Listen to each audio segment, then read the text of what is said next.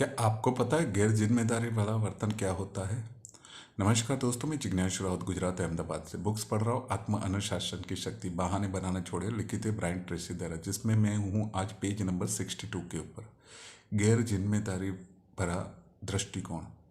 America में हजारों प्रकरण ऐसे चलते हैं जिसमें लोग अपने जीवन में हुई किसी भी गलत चीज़ के लिए दूसरे लोगों के ऊपर जुर्माना दायर कर देते हैं। केस करके जुर्माना, हर्जाना मांगते, सॉरी, कि भाई इसने मेरे पे ये किया और इसकी वजह से मुझे इसका हर्जाना चाहिए कर।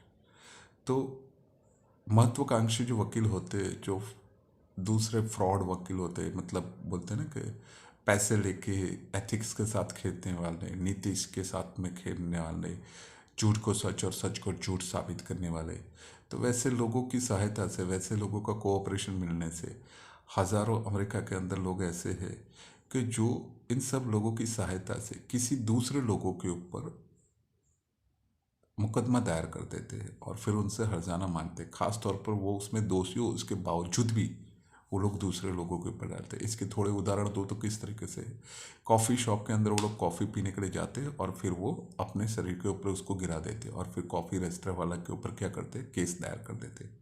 वो अपने जीवन की कोई भी रिस्पॉन्सिबिलिटी स्वीकारना ही नहीं चाहते। कार का जो मालिक होता है, शराब पीकर कार को सड़क के ऊपर उतार कर दुर्घटना करता है और फिर क्या करता है, 15 साल पुरानी कार के निर्माता के ऊपर केस कर देता है।